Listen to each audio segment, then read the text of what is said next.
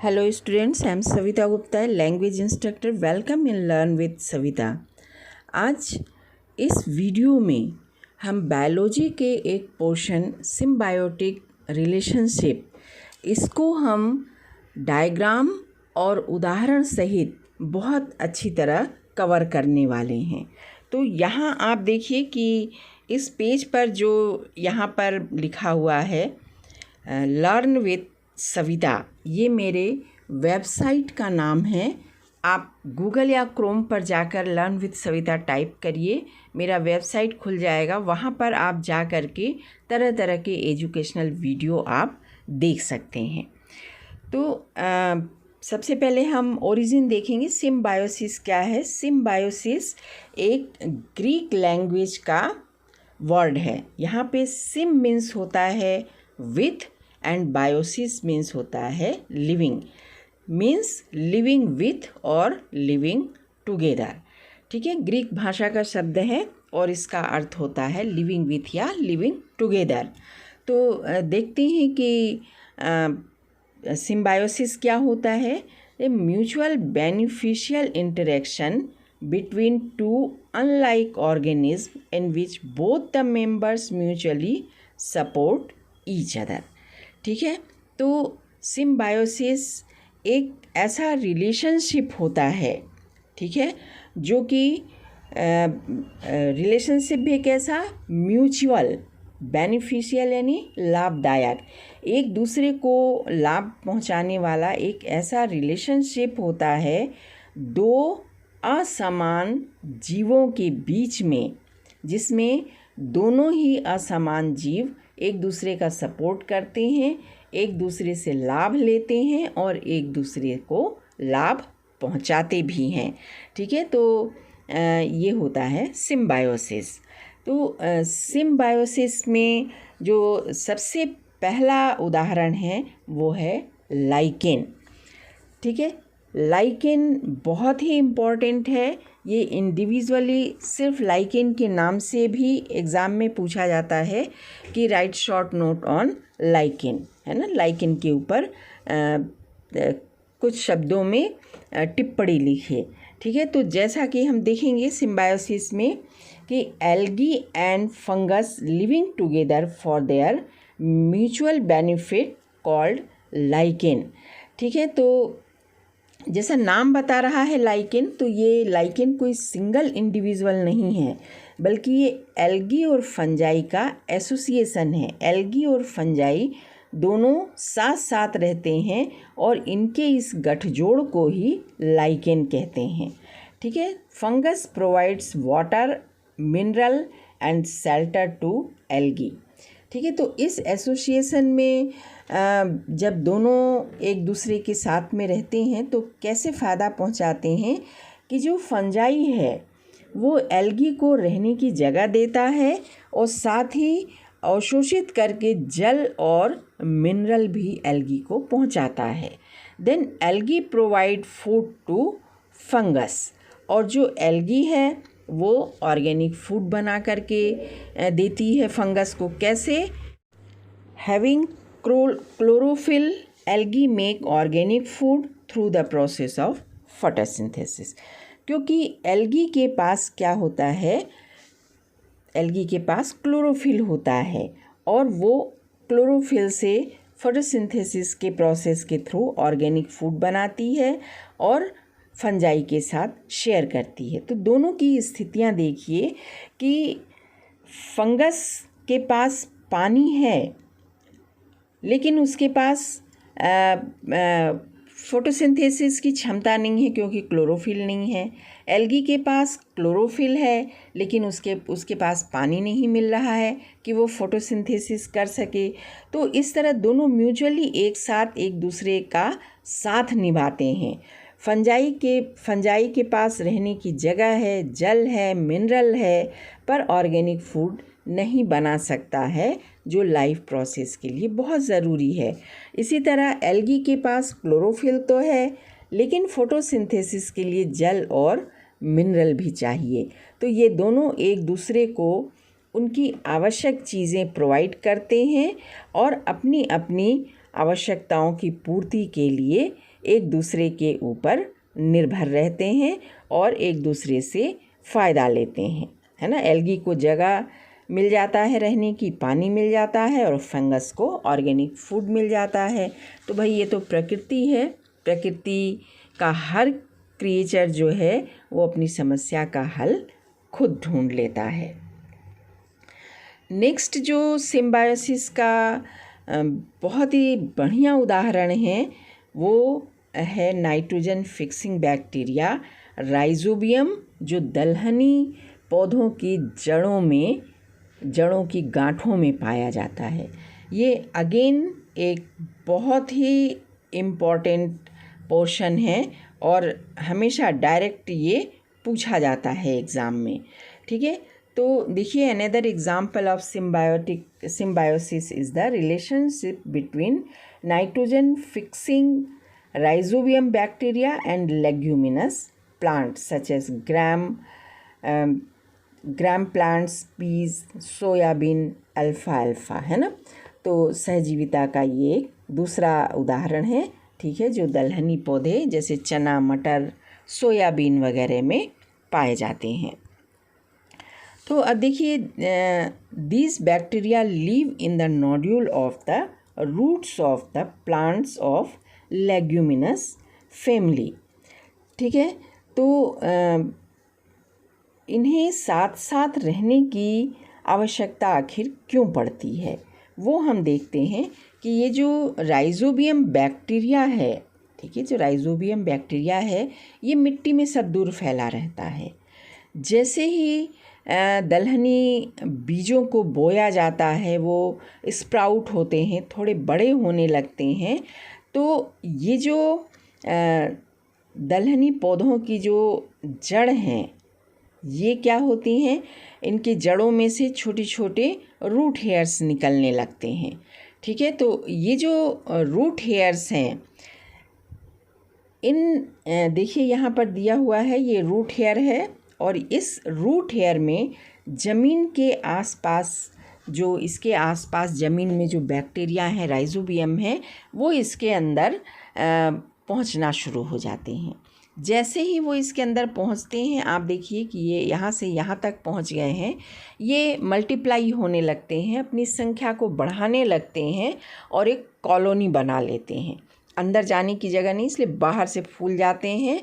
तो ये बाहर से गांठों की तरह दिखाई देते हैं, और इन गांठों को क्या कहा जाता है, नोड्यूल कहा जाता है। इस नोड्यूल में नाइट्रोजन फिक्स करने वाले जो बैक्टीरिया हैं, राइजोबियम, उनकी कॉलोनी पाई जाती है।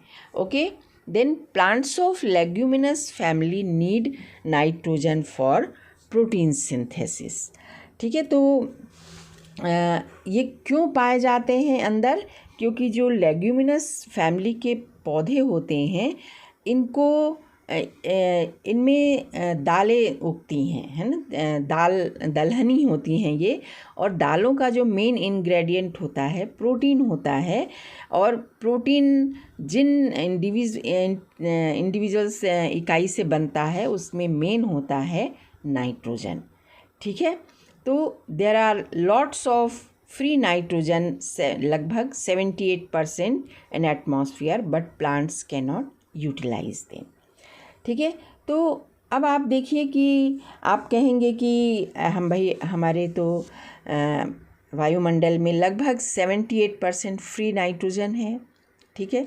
तो क्या ज़रूरत पड़ी इन नोड्यूल्स का, पौधे उन्हीं का उपयोग कर लेंगे, पर ऐसा पौधे नहीं कर सकते। पौधों के नाक मुँह तो है नहीं कि हवा अंदर खींच लेंगे और नाइट्रोजन का यूज़ कर लेंगे, ठीक है। तो वो इस नाइट्रोजन को घुलनशील नाइट्रेट अवस्था में ही जड़ों से अवशोषित करके ऊपर तक पहुंचा सकते हैं, ठीक है। तो होता क्या है, rhizobium bacteria convert insoluble nitrogen, atmospheric nitrogen into nitrate compound. तो जड़ों के अंदर नोड्यूल में रहने वाले ये जो राइजोबियम है, ये मिट्टी के आसपास भी रहते हैं जो ये वायुमंडल के फ्री नाइट्रोजन को कन्वर्ट कर देते हैं नाइट्रेट्स में, ठीक है। और जो नाइट्रेट कंपाउंड होते हैं वो क्या होते हैं, वाटर सॉल्युबल होते हैं, ठीक है। तो these nitrates are soluble in water. तो ये नाइट्रेट पानी में घुल जाते हैं और जड़ों के आसपास पड़े रहते हैं। Roots of the plants absorb them. तो जड़ें इस नाइट्रेट को एब्जॉर्व कर लेती हैं और उससे प्रोटीन सिंथेसिस करती हैं और यही हमें प्रोटीन दालों के रूप में प्राप्त होता है। Then root bacteria get nutrition and place to live in. बदले में बैक्टीरिया को क्या मिलता है, रहने की जगह मिलती है।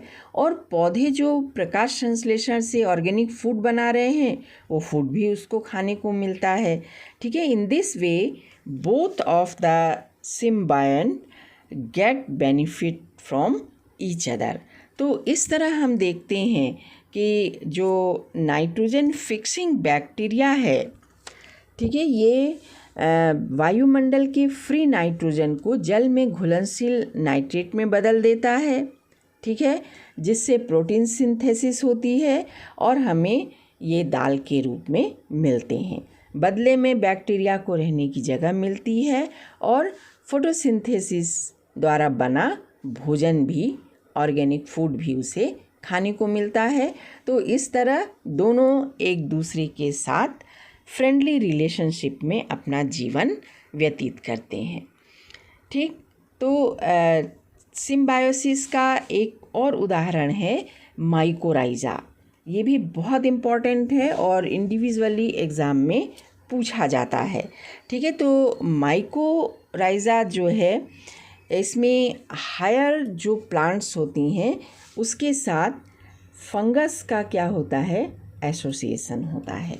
फंगस और हायर प्लांट्स के जो रूट्स होते हैं उनके साथ ये फंगस का एसोसिएशन होता है। तो क्यों रहते हैं साथ में, हम देखेंगे। तो fungal hyphae are found in the root of higher plants. जो हायर प्लांट्स से बहुत बड़े बड़े पौधे हैं, उनमें उनकी जो जड़ें बिल्कुल गहराई में रहती हैं मिट्टी में, उनके रूट्स में ये पाए जाते हैं। Fungal hyphae absorb water and nutrient from the soil for higher plants. अब आप सोचिए कि ये जो बड़े बड़े पेड़ हैं जो इक्का दुक्का कहीं कहीं पाए जाते हैं, जंगल में पाए जाते हैं, तो आप ये सोचिए कि इनको पानी कौन देता है, इनकी सिंचाई कौन करता, कोई नहीं करता है ना। तो ये जो जड़ें हैं हायर प्लांट की, ये बहुत गहराई में रहती हैं और इनके जड़ों में रहते हैं फंगस। गहराई में जो जल के स्रोत हैं, वाटर रिसोर्स हैं, वहाँ ये फंगस डिटेक्ट करके वहाँ से पानी को डायरेक्ट एब्जॉर्व करते हैं और एब्जॉर्व करके कहाँ पहुँचा देते हैं, जाइलम के माध्यम से ऊपर तक पहुँचाते हैं, पत्तियों तक पहुँचता है और फोटोसिंथेसिस और लाइफ प्रोसेस कंटिन्यू होता है। In return mycorrhiza gets nutrition and shelter. बदले में माइकोराइज़ा को क्या मिलता है, न्यूट्रिशन। ऑर्गेनिक फूड जो है वो माइकोराइज़ा को भी लाइफ प्रोसेस कंप्लीट करने के लिए ऑर्गेनिक फूड चाहिए होता है, वो मिलता है। रहने की जगह मिलती है, शेल्टर मिलता है, ठीक है। तो in this way both the members are benefited. दोनों ही मेंबर एक दूसरे से लाभ लेते हैं। आप कभी कभी कोई भी पौधे आम हैं या जो ऐसे कोई हायर प्लांट नीम वगैरह हैं, इनके पौधे को जिनकी जड़ें थोड़ी बड़ी होगी निकाल के देखिएगा तो नीचे वो धो के देखिएगा सफ़ेद सफ़ेद सा कुछ चिपका रहता है। एक्चुअली वो ये फंगस ही होते हैं जो शुरू से इनके साथ में रहते हैं। तो आप देखिए कि यहाँ पर ये रूट के ट्रांसफर सेक्शंस है और ये जो हैं ये हाइफी हैं। बाहर से पानी और मिनरल्स को एब्जॉर्ब करके ये जाइलम तक पहुंचा देते हैं और वहाँ से फिर ये ऊपर पत्तियों तक पहुंच जाते हैं। नेक्स्ट है, देखिए, क्या आपने कभी सोचा है कि जो पॉलिनेशन यानी कि परागण की क्रिया है, ठीक है, यानी परागकण का एक फूल से दूसरे फूल तक पहुंचने की जो प्रक्रिया है वो भी सिम्बायोसिस के प्रोसेस के थ्रू होता है? बिल्कुल होता है। The process of pollination also occur through symbiosis. तो होता क्या है कि फ्लावर्स अट्रैक्ट इंसेक्ट्स, ठीक है। तो आप देखिए कि जो फ्लावर्स हैं, है ना, ये क्या करते हैं, बड़े खूबसूरत होते हैं, रंग बिरंगे होते हैं, अच्छी खुशबू आती रहती है इसमें से, ठीक है। तो इनको देख करके कई तरह के कीट, मधुमक्खियाँ, तितलियाँ, है ना, सब इनकी ओर आकर्षित होती हैं, ठीक है। तो जब ये इनकी ओर आकर्षित होती हैं और इन फूलों पे आती हैं, तो एक्चुअली ये क्यों आती हैं इन फूलों पर? तो देखिए, ये जो हमारे पास ये एक फ्लावर है, इसका ट्रांसवर्स सेक्शन है, ये इसका फीमेल रिप्रोडक्टिव ऑर्गन है। ये सबसे ऊपर का हिस्सा स्टिग्मा होता है, बीच का नेक का हिस्सा स्टाइल और ये ओवरी होता है। तो ये जो फीमेल रिप्रोडक्टिव ऑर्गन का ये जो स्टिग्मा वाला हिस्सा है, यहाँ से एक मीठा रस, जिसे हम कहते हैं नेक्टर, वो ऊज आउट होता रहता है, निकलता रहता है।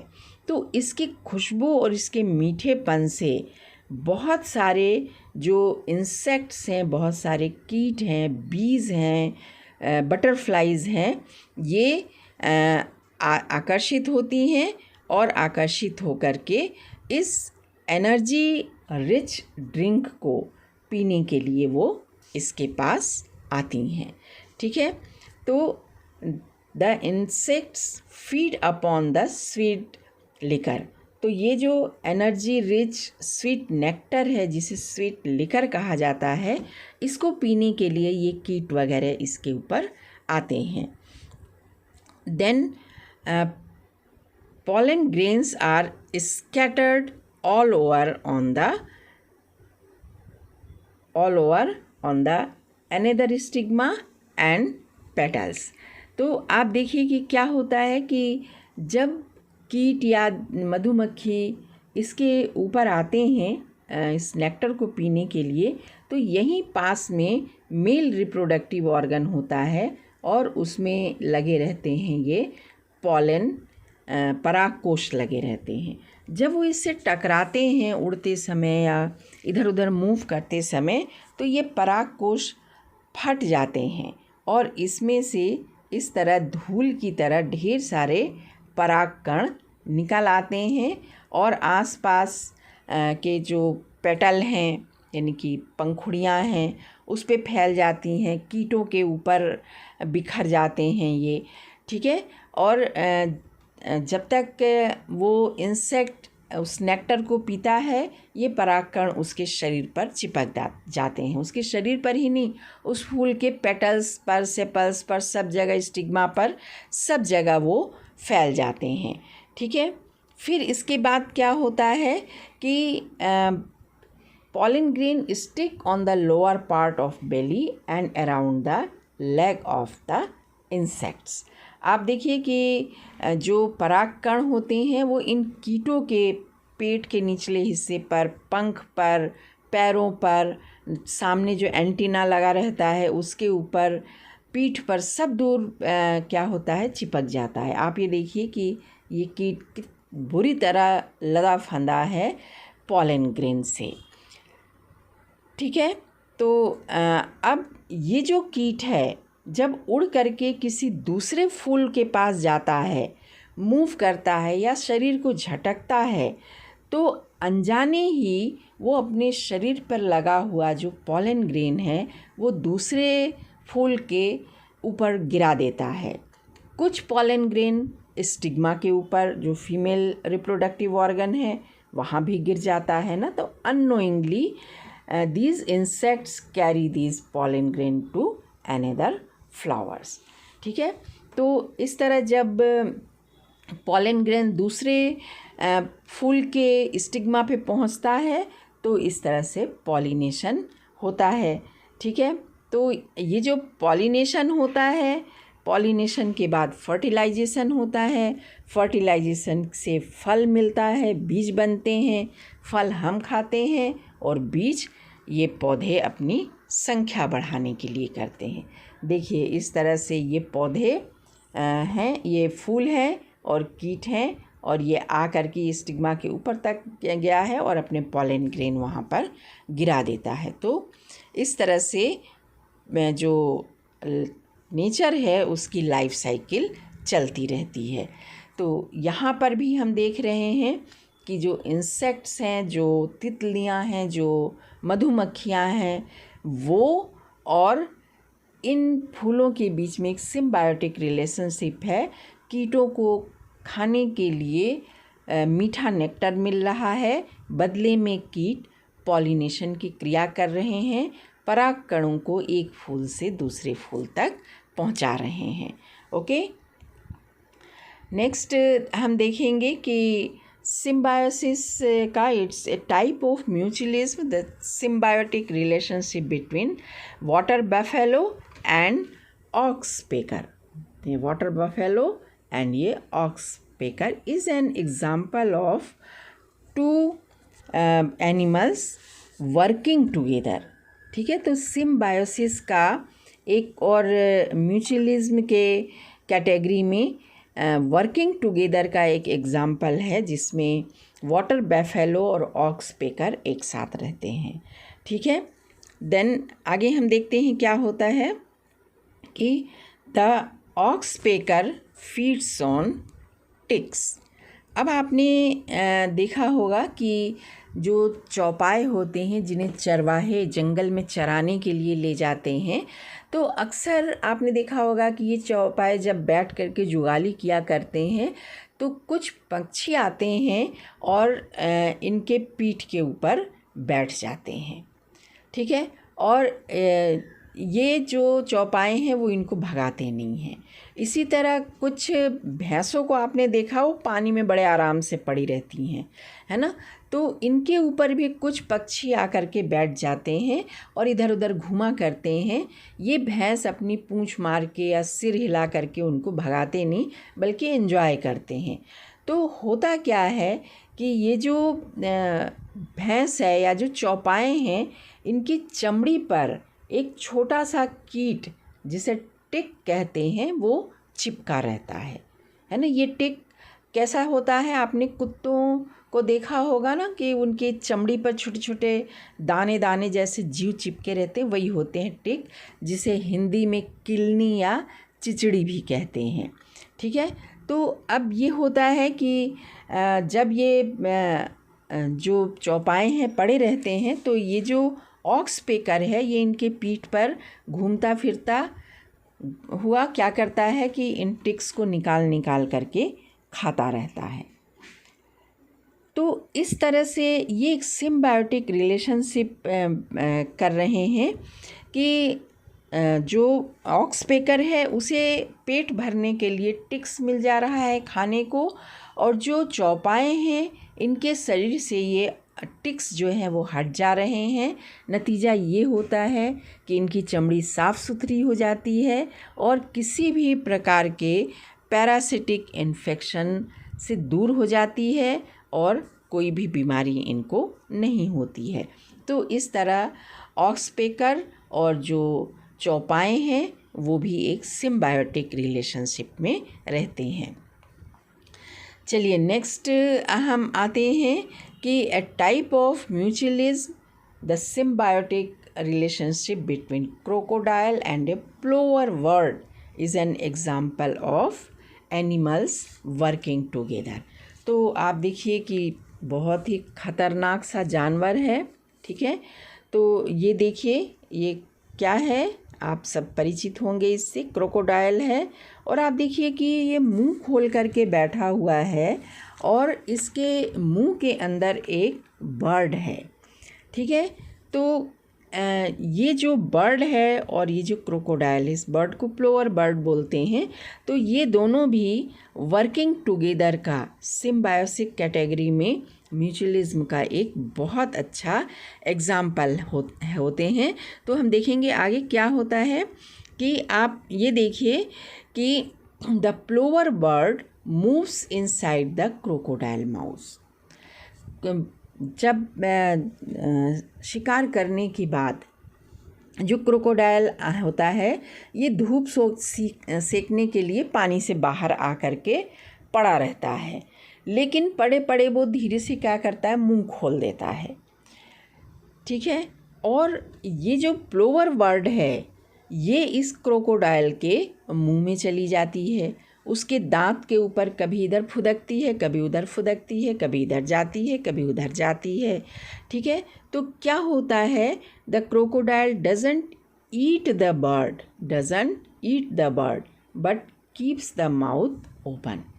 क्रोकोडाइल भी देख लेता है पक्षी उसके मुंह के अंदर कूद रहा है, लेकिन वो उस पक्षी को कुछ नहीं करता। ये पक्षी उसके लिए बहुत आसान शिकार है।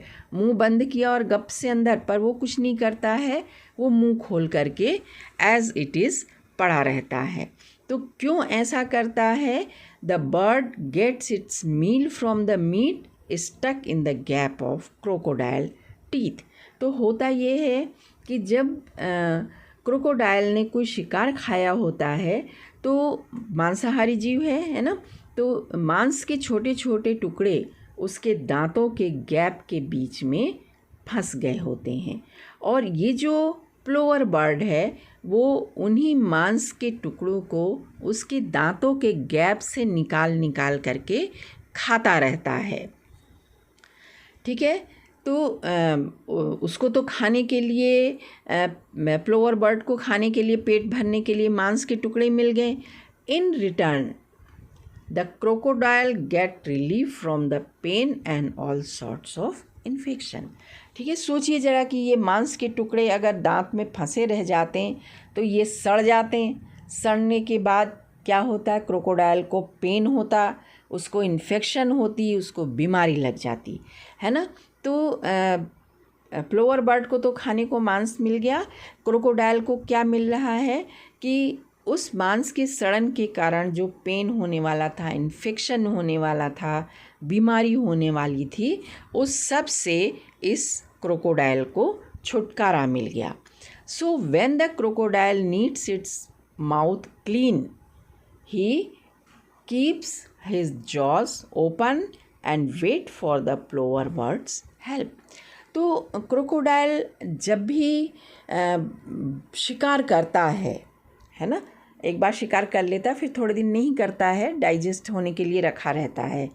ठीक है, तो जब भी वो शिकार करता है और उसको लगता है कि अब उसके मुंह की सफाई की ज़रूरत है, तो वो बाहर निकल करके आता है, धूप भी सेकता रहता है, मुंह खोल करके पड़ा रहता है और वेट किया करता है प्लोवर बर्ड का कि वो आए और उसकी हेल्प करे।